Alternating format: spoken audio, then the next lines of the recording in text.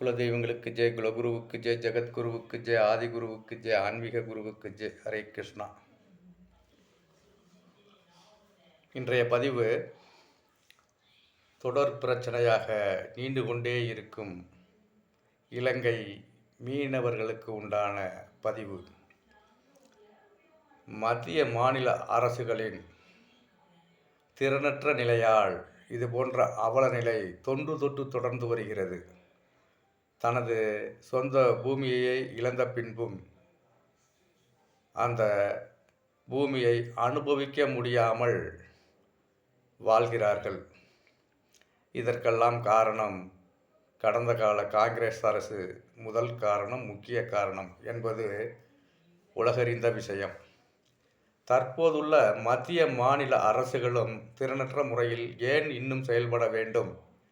இலங்கை மீனவர்களுக்கு உண்டான தீர்வை எளிதாக எட்டலாம். அறிவார்ந்த நிலையை கடைபிடிக்காமல் அரசியலில் தலைவர்கள் என்று சொல்லிக்கொள்வதே அவமான நிலையாகும். நமக்கு உண்டான எல்லையை வகுத்த பின்பு தமிழக காவல் படையும் மத்திய காவல் படையும் நமது தமிழக மீனவர்களை எல்லையை கடக்காமல் தடுத்து பாதுகாக்க ஏன் இன்னும் தவற வேண்டும்? அதுபோன்ற பாதுகாப்பு இல்லாததால்தான் அவர்கள் திசை மாறி செல்கிறார்கள். இலங்கை அரசு அவர்களை கைது செய்து கொடுங்கோல் ஆட்சி செய்து கொடுமைப்படுத்தி வருகிறது.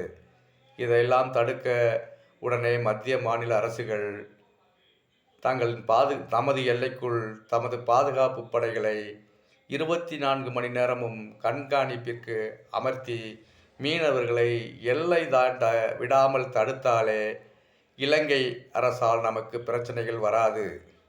அதேபோல் இலங்கையைச் சேர்ந்த நபர்கள் குற்றம் செய்பவர்களையும் பிடித்து தண்டிக்கும் முடிவுக்கு மத்திய மாநில அரசுகள் வலுவான நிலையை அந்த இடத்தில் கட்டமைப்பை உருவாக்க வேண்டும். இதை செய்ய வேண்டும் என்று தற்போதைய பிஜேபி அரசையும் டிஎம்கே அரசையும் பணிவாக வேண்டி விரும்பி கேட்டுக்கொள்கிறேன். இனியும் உயிர் பலியோ உடைமை பலியோ வரும் நிலையை ஏற்படுத்தாதீர்கள். இவ்வீடியோவை பார்க்கும் அனைவரும் தமிழக மக்கள் மட்டுமில்லாமல் வெளி மாநில அளவில் உள்ள மக்களுக்கும் இவ்வீடியோவை பகிர்ந்து குரல் கொடுங்கள்.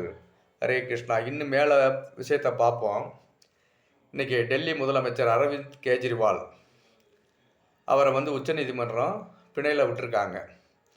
பிணையில் என்ன சொல்லி விட்டுருக்காங்க? அவர் அரசு அதிகாரங்களை கையில் எடுத்துக்கக்கூடாது, எந்த கோப்புகள்லையும் கையெழுத்து போடக்கூடாது அப்படின்னு சொல்லி உத்தரவு போட்டிருக்காங்க. ஆனால் அந்த போட்ட உத்தரவு நீத்து போகும் அளவுக்கு அவளோட செயல்பாடு உருவாகிருக்கு.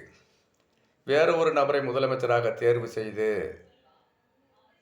அவர் முதலமைச்சராக இருக்கும் பட்சத்தில் கெஜ்ரிவால் அவர்களின் உத்தரவை மீறி அவர்களால் செயல்பட முடியாது. ஏனென்றால் விசுவாசிகள் கெஜ்ரிவால் எதை எதை நினைக்கிறாரோ அதையெல்லாம் அவர்களை வைத்து முடித்து கொள்ளலாம். அதற்கு சட்டம் வழிவகை செய்துள்ளது.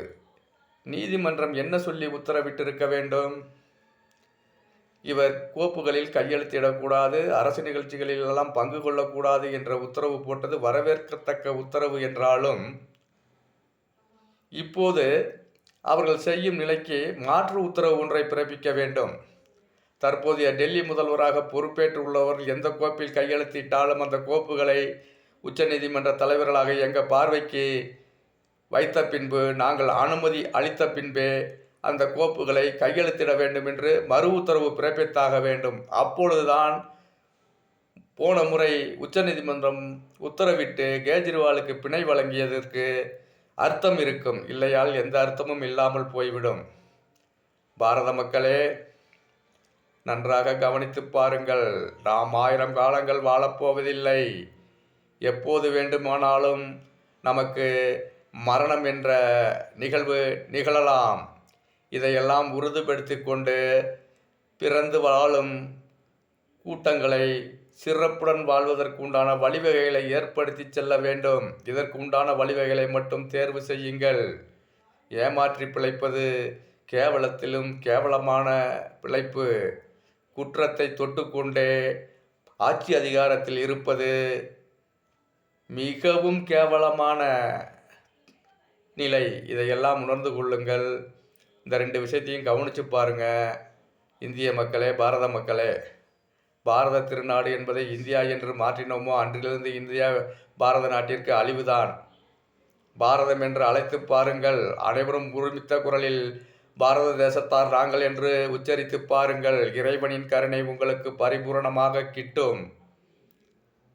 முடிவை முழுமையாக ஏற்படுத்தி கொண்டு நான் சொன்ன இந்த 2 சிறிய விஷயங்களை மனதில் போட்டு பாருங்கள் ஆழமாக. ஏனென்றால் இது சிறிய விஷயமாகத்தான் உள்ளது. இதை சிறப்பாக மாற்றி அமைக்கக்கூடிய சக்தி ஈஸியாக நாம் எல்லோரிடத்திலும் உள்ளது. அதை நம்ம செயல்படுத்தும் அதிகாரம் இல்லாததால் இது போன்ற நிகழ்வுகளுக்கு நாம் ஆதரவு அளிக்க வேண்டி உள்ளது. அதாவது ஆதரவு என்றால் என்ன என்று பார்த்தோம் என்றால், விருப்பமற்ற ஆதரவை அளிக்க வேண்டிய கட்டாயத்திற்கு தள்ளப்பட்டிருக்கிறோம். இந்த உண்மையை உணர்ந்து மத்திய மாநில அரசின் தலைமைகள் சிறப்பான முடிவை எடுக்க வேண்டும். நாம் தீர்வு காண முடியாத பிரச்சனைகளே நம்மிடத்தில் இல்லை. எப்பிரச்சனைக்கும் உடனே தீர்வு காணலாம். உடனே அந்த இடத்தில் நன்மைகளை விளைவிக்கலாம். அந்த சக்தி நம்மிடம் உள்ளது. இதையெல்லாம் ஏன் விரயமாக்குகிறோம்? அரசியல் ஆதாயத்திற்காகவா? அரசியலில் நாம் நிலைக்க வேண்டும் என்பதற்காக குற்றங்களை பெருகச் செய்வது, குற்றத்திலும் குற்றமே பாவம் என்ற உண்மையை அரசியலில் ஈடுபடும் ஒவ்வொரு நபரும் புரிந்து செயல்பட வேண்டும்.